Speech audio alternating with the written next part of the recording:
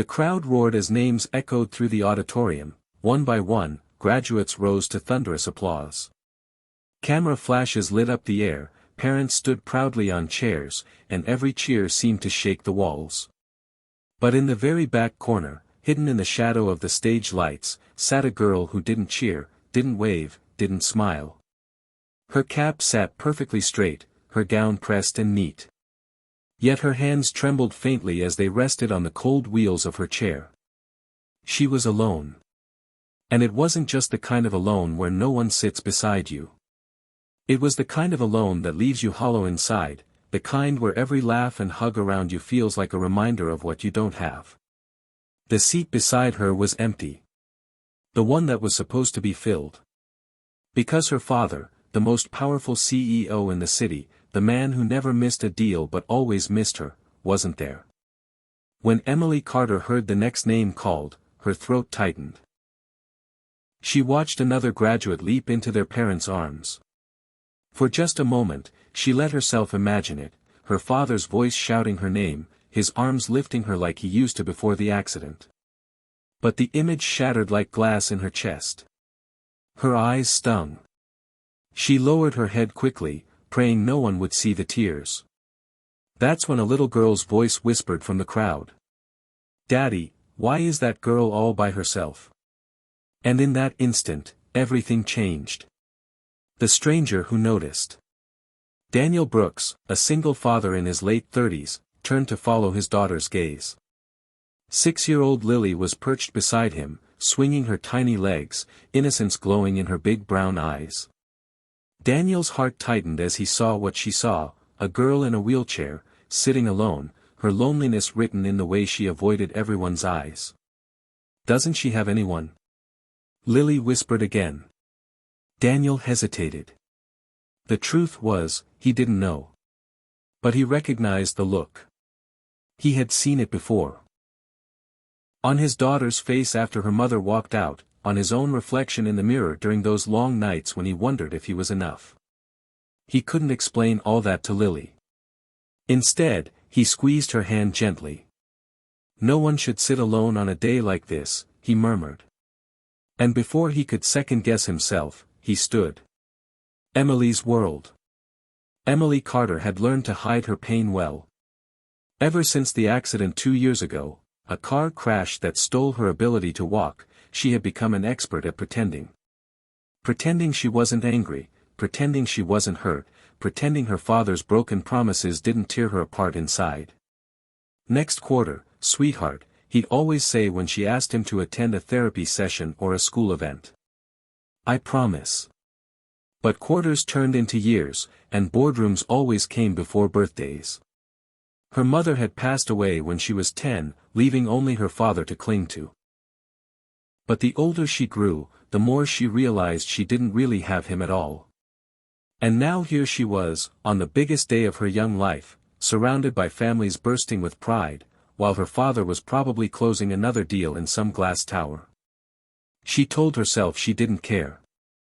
But when she saw other fathers hugging their daughters, the lie broke down.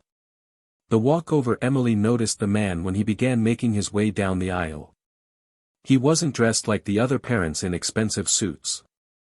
His shirt was simple, his shoes a little worn. But his stride was steady, purposeful. Beside him skipped a little girl, her braids bouncing as she held tightly to his hand. Emily blinked, uncertain. Surely they weren't walking toward her. But they were.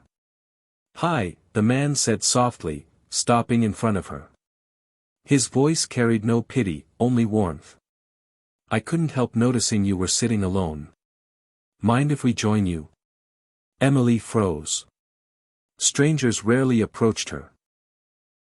Most looked away, unsure of what to say. Others stared with that thin veil of pity that stung worse than silence.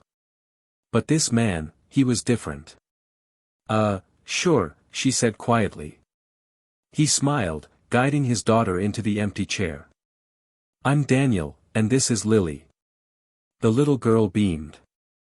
"I like your cap. You look like a princess." Emily's lips parted in surprise, then curved into the faintest smile. "Thank you," she whispered. It was the first genuine smile she'd worn all day. A graduation transformed. When the ceremony began, Daniel and Lily clapped for every graduate. But when Emily's name was called, Emily Grace Carter, Daniel shot to his feet, clapping so loudly that heads turned. "That's you!" Lily squealed, bouncing. "Go, go, go!" Emily's hands trembled on the wheels of her chair. She rolled forward, each push echoing like thunder in her ears. She accepted her diploma with grace, but as she turned back, her eyes locked on Daniel and Lily. Standing, cheering, clapping as if she were the most important person in the world. And for the first time that day, she believed she mattered. Her heart swelled, her throat burned, and tears threatened to fall, but this time, they weren't from loneliness. They were from being seen. After the ceremony, crowds poured out, balloons bobbing and cameras flashing. But Daniel didn't rush off like the others. Instead, he walked straight to Emily again. "You did amazing," he said warmly. "Congratulations." "Thanks," she murmured. "You didn't have to do that, you know." "I know," he replied. "But sometimes, the smallest thing we can do ends up being the most important." She stared at him, studying his worn shirt, his tired eyes, his easy smile. He wasn't wealthy, or powerful. But he had something her father never seemed to, presence. They ended up talking in the quiet courtyard outside. At first, Emily hesitated, then words spilled out. She told him about the accident, about the nights of therapy, about the crushing silence of being the daughter of a man who was never there. Daniel listened. Not with the polite nod of someone waiting to speak, but with the attentiveness of someone who genuinely cared. When Emily's voice faltered, Lily piped up, telling stories about her cartoons and stuffed animals until Emily laughed through her tears. By the time they parted ways, Emily felt something she hadn't in a long time, light. A week later, Richard Carter finally returned home. He entered Emily's room with a bouquet of roses, rehearsed apology on his lips. But Emily didn't let him speak. "You weren't there, Dad," she said, steady but firm. "And someone else was. Do you understand how that feels?"